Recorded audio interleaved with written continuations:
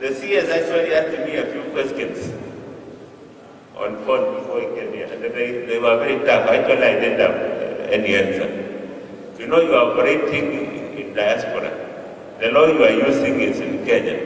Supposing you make a mistake, which is common. I mean, societies sometimes they don't observe good governance. What can we do? So we are going to lay a lot of trust on you, so that members will have confidence in you, the chairman, and the other chairman, so that, you know, we want operations there to be very, very transparent. I don't want to say a lot. What I want to ask the embassy to do for us is that once we register a society, their bylaws specify they must have an AGM. The people who were talking here, I'm sure they were not elected properly. So we will ask you kindly maybe to organize AGMs for the society, so they get fresh elected people who will have the mandate of the members. And I think that would be very important to us. And we also ask you, the two diaspora societies, to invite us when you have meetings, because I'm sure you also need a lot of capacity. There are so many things about cooperatives that you might not know. And I think as a ministry and the CS is there, he can provide us with facility to come and give you education, so that, you know, whatever we are doing it right. We don't want to start liquidating your societies after we have been here with a very high power delegation to launch your societies. So I hope you are going to help us with that, with good governance, so that we run societies in the most efficient way. So I think for me, I will reach there. The CS is my boss. I don't want to talk much. He is the guest of honor, so he will be telling us. The only other small correction I want to make is that Ogende is not an assistant commissioner. He is a very big man. He is a deputy commissioner. So maybe he felt belittled by you calling him that. Thank you so much. Thank you very much, our Commissioner for Cooperatives. Thank you very much. Ladies and gentlemen, we are about to come to the end of our platform, so bear with us. Tomorrow is our resting day here in Qatar, so nafikiri tutaendelea kupumzika, sio? Hamujachoka. Hii ni siku yenu na muendelee kuwa nasi. It is therefore my honor and privilege to invite our ambassador so that he can invite our guest of honor tonight to give his keynote speech.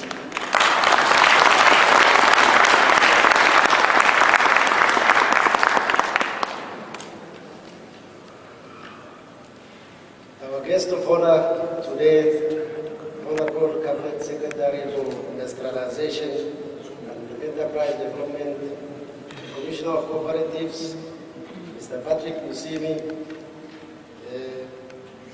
representatives of Gulf Africa Bank, distinguished members of Honorable Cabinet Secretary's delegation, fellow Kenyans, ladies and gentlemen, mine is really to take this opportunity to welcome Honorable Cabinet Secretary and members of his delegation to Qatar, and to thank them for accepting our invitation to come over and launch the two cooperative societies here in Qatar. Honorable Cabinet Secretary, this gathering and the launch of these cooperatives today would not have been possible without the support and the sponsorship of Gulf Africa Bank. It is because of Gulf Africa Bank and the UAE exchange that we have gathered here today, and this launch has been possible. Gulf Africa Bank, Honorable Minister, they've introduced themselves as the largest Islamic bank in Kenya today, and one of the fastest growing banks in our country. Islamic finance, as you know, if you open an account with them, they will offer you credit or funding for any project that you will do at fixed exchange rate for the term of the loan. Not at variable interest rate, but at fixed exchange rate, at fixed interest rate. So I encourage you, please, to look at Gulf Africa Bank and open your accounts with Gulf Africa Bank. And as for UAE exchange, for those of you who wish to send the money, they have an M-Pesa product. It is instant transfer. They have also spoken here. You'll be able to open, you'll be able to send your money to UAE exchange. Honorable Minister, when we opened Kenya Embassy in Qatar in 2010, the number of Kenyans in Qatar were only 800. And as part of our strategic focus, one of the items that we focused on was to encourage employment of Kenyans in Qatar. Today, that number has grown from 800 in 2010 to about 12,000 Kenyans working in the state of Qatar in various sectors of Qatar economy.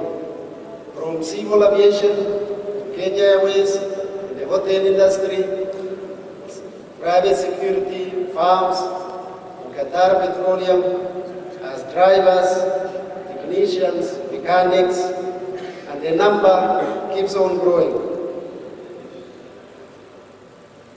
Following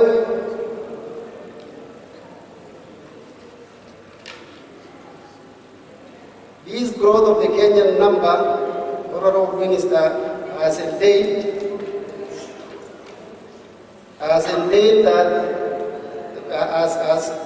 has meant that there were many challenges, their needs, their aspiration has also grown as the number has grown.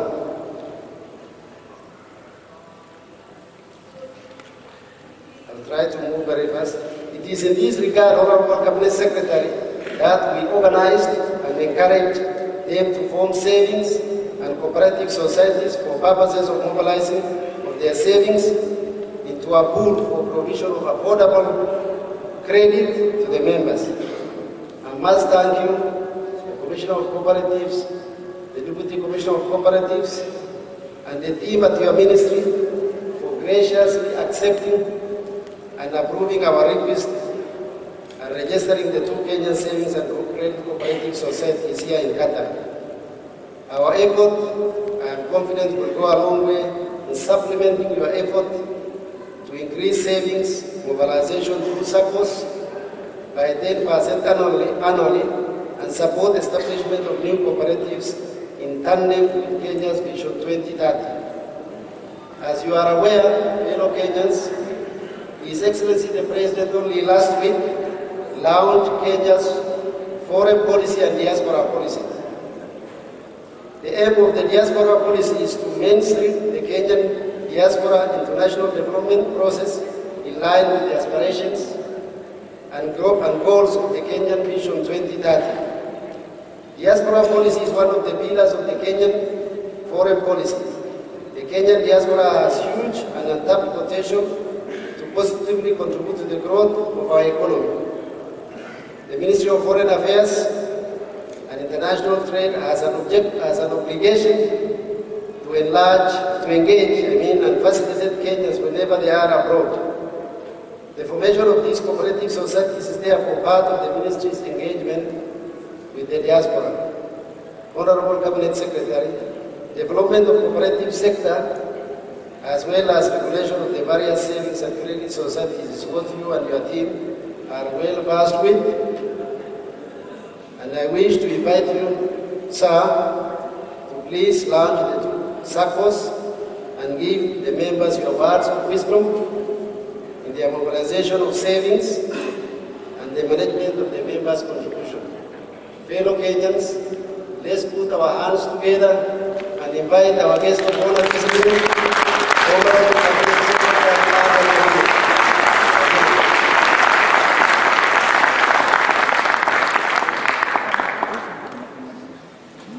Thank you very much, Ambassador, and all colleagues who have spoken, the officials of the two Saccos, and fellow Kenyans who are in this wonderful country. I'm really happy to be here today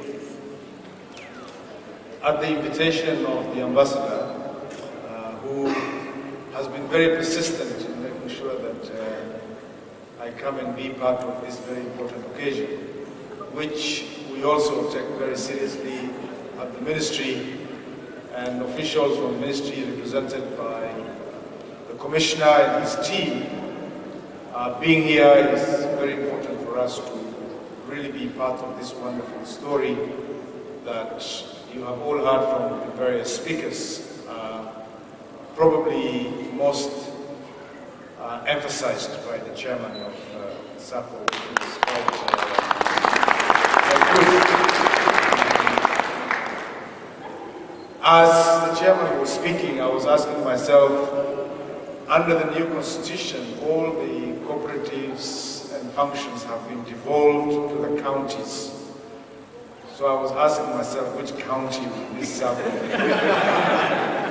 belong to? And I was just trying to persuade the ambassador that maybe we create a county called Qatar County. But on a serious note, the management of Saccos and cooperative movements is something that has been with us for a very long time as a country, and the birth of this Sacco here and many others in the diaspora is something that would need to make us think a bit hard on how to make sure that we deal with the complexities that you are likely to face.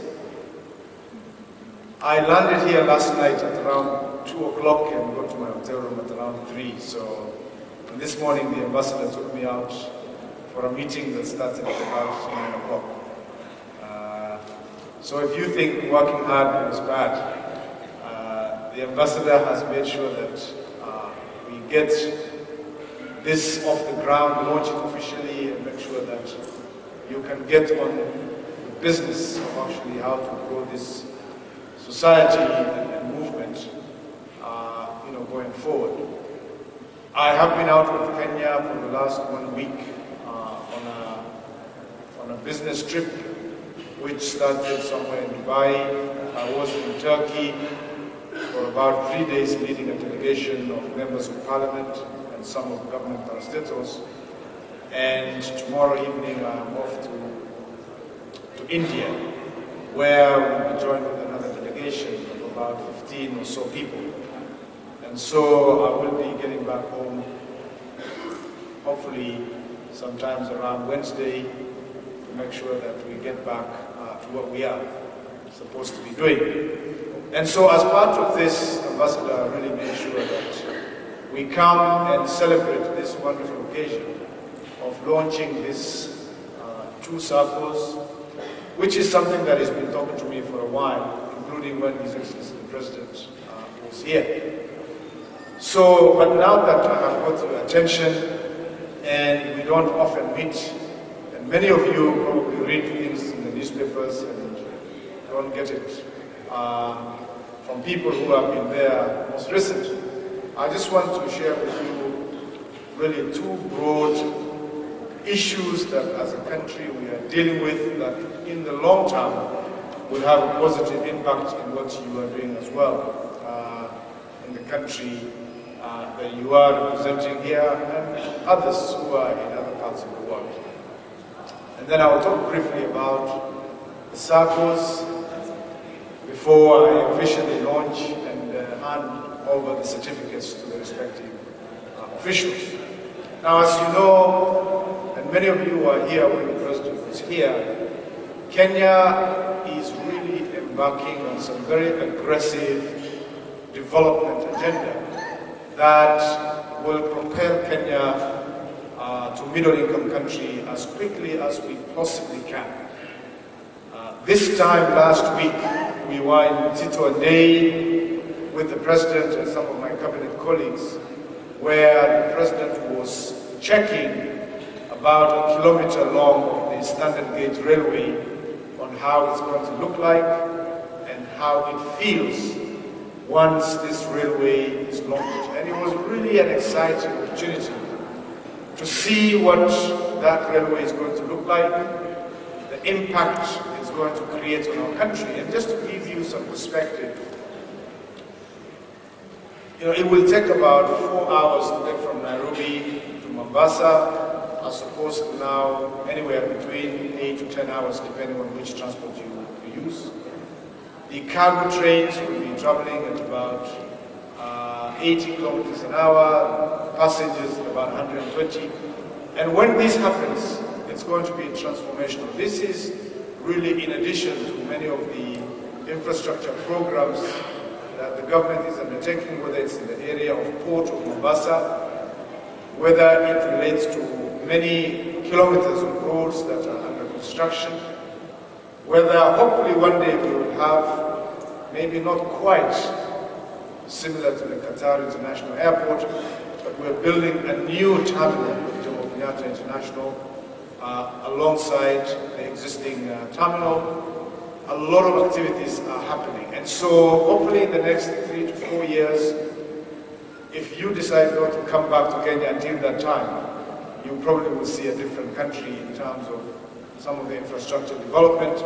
They are not easy. There are many issues that has to be dealt with, whether it is passing things through Parliament, trying to get land for the standard gauge railway to pass through, and people going to courts to try and block those things. And that is the price of democracy that we have to pay to make sure that whatever things that needs to get done has to go through a lot of hoops. It's not like in many other countries, especially those that you live in, where the leader says be and it becomes.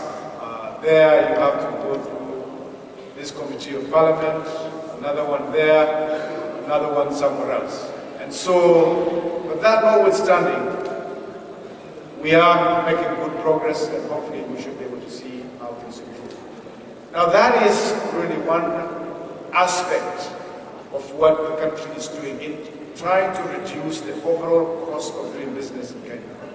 The second very important thing is on how to improve the ease of doing business. How easy is it to do business in this country, in our country? And that is probably one of the most difficult things. This morning, I had a meeting with the Minister for Commerce and Economy here in Qatar, with the ambassador. And one of the things that they were mentioning are things of how difficult it feels to do business in Kenya. And we are aware of that, and we want to change that perception.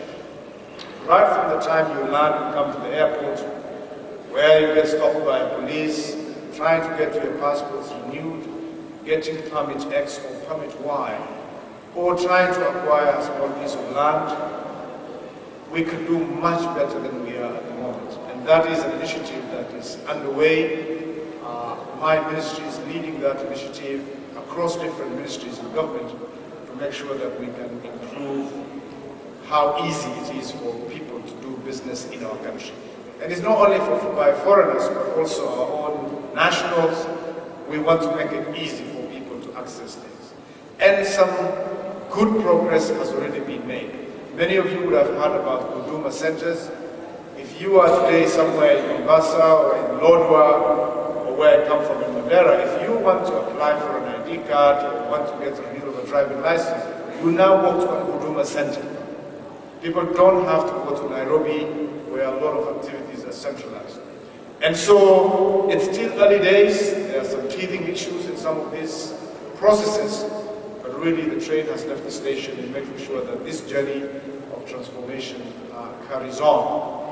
Of course, your experience is very important. As diaspora who have experienced what being a good place to do business actually feels like. And we will use you as, feedback people to provide some feedback. This is what is done, this is what is done in this country. And hopefully we should be able to listen to some of the voices that comes from Kenyans who are living in different parts of the world. But today we are here to really be part of Kqdsacco movement. We are very proud as a country being ranked as #1 Sacco movement in Africa. Very long. This is something that Kenyans have done so well, and many Kenyans have been able to build wealth using the cooperative movement. And in the whole world, we are ranked #7, and that is not a mean ranking. And today there are many delegations that come to Kenya to sign a memorandum of understanding, to understand how we have made it work and how we can actually help people build up their own cooperative movements. Today we have over 400 billion shillings of deposits that have been contributed by members like yourselves, sitting within the Kenyan financial system. It is by far bigger than any bank in Kenya. In fact, it's bigger than probably the top 3 banks added together. That is the power of cooperatives and the power of SACCOs that we have in Kenya.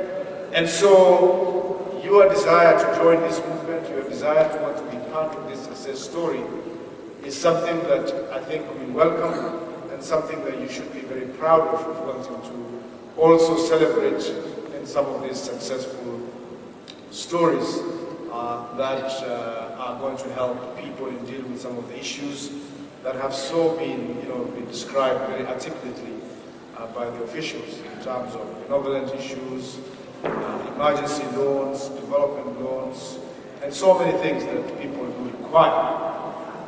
That is the good news, and that is the easy part of it. And I describe the event like today a bit like a wedding, when everybody wears wonderful suits, look really nice, celebrate, and all the things that you hear are the good stories and how wonderful life is going to be because you will be given this loan, this is the help, and this is the help. But just like any marriage or wedding, the moment you leave out of here, that is when the tough discussions actually start. How is the operations of this circle going to happen? What happens if I need more than I am given? What if my emergency requirement is much more? What if this official does this, and what happens if this is a problem? You know, the commissioner talked about the regulations of this country versus the regulation of our country. And I think your circles will probably be one of the most complex ones to administer because of a variety of issues.